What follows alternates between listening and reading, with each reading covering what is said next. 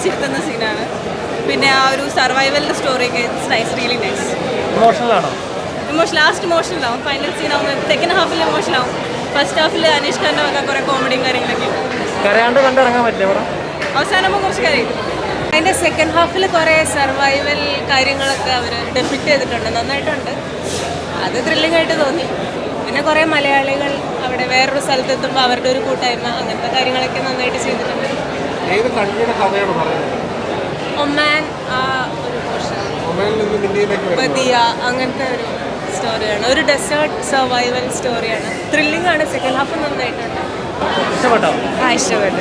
അടിപൊളിയായിരുന്നു. അവരുടെ ഭയങ്കര ഡിഫറെൻ്റ് ആയിട്ടുള്ള മൂവിയായിരുന്നു, ഇതുവരെ കണ്ടിട്ടില്ലാത്തൊരു തരത്തിലുള്ളൊരു ഇമോഷണലാണെന്ന് വെച്ചാൽ കുറച്ച് സീരിയസ് ആയിട്ടുള്ള ഇതാണ്, പക്ഷെ ഇഷ്ടപ്പെട്ടു. നമ്മൾ എക്സ്പെക്ട് ചെയ്യാത്ത കുറേ കാര്യങ്ങളൊക്കെ ആയിരുന്നു. കോമഡിയൊക്കെ ഉണ്ടായിരുന്നു. പിന്നെ വിചാരിച്ച പോലെ എല്ലാവരും ക്ലൈമാക്സ് നല്ലവണ്ണം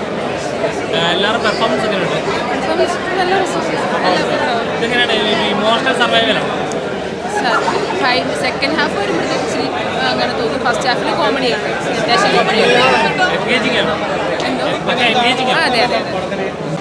ഒട്ടും പ്രതീക്ഷിക്കാത്ത രീതിയിലുള്ള കാര്യങ്ങളാണ് കണ്ടു കഴിഞ്ഞത്. അപ്പം ഇങ്ങനെ പ്രവാസികളായ ആൾക്കാർ അഭിമുഖീകരിക്കുന്ന പ്രശ്നങ്ങൾ ചെറിയ ചെറിയ രീതിയിൽ നമ്മളെ ചിന്തിപ്പിക്കുന്നതായിട്ട്, നമ്മൾക്ക് ഓരോ താക്കീതുകൾ തരുന്നതായിട്ട് ചില ഡയലോഗ്സുകൾ ഉണ്ടാവും.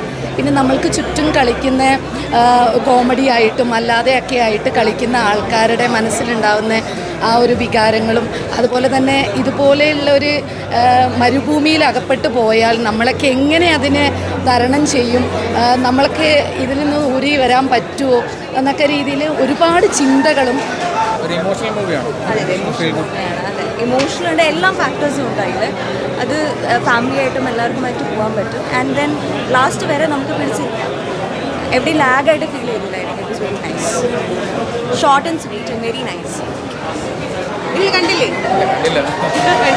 നല്ല സിനിമയാണ്, ഒരുപാട് നല്ല നല്ല സിനിമയാണ്. നല്ല സ്റ്റോറി എല്ലാം, ഡയറക്ഷൻ, ക്യാമറ, DOP ഒക്കെ അസാധ്യമായിട്ട് ചെയ്തിട്ടുണ്ട്. ഇമോഷണൽ ഒരു സർവൈവൽ ത്രില്ലർ തന്നെയാണ്.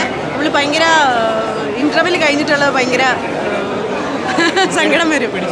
അതെ, ഒരുപാട് ടെൻഷൻ എടുപ്പിക്കുന്ന സിനിമ. എന്തോ എല്ലാവരും അനീഷേട്ടൻ്റെ കോമഡി ഇഷ്ടപ്പെട്ടു, നല്ലായിരുന്നു. അനീഷ് എന്ന് പറയാ ലാസ്റ്റ് ആയപ്പോഴേക്കും വിഷമായി, പക്ഷേ കൊള്ളാം. നല്ല ഡെസേർട്ടിന്റെ മേക്കിംഗ് അടിപൊളിയായിട്ടുണ്ട്. ആ പറഞ്ഞു പോയതൊക്കെ അടിപൊളിയായിരുന്നു. Goose bumps.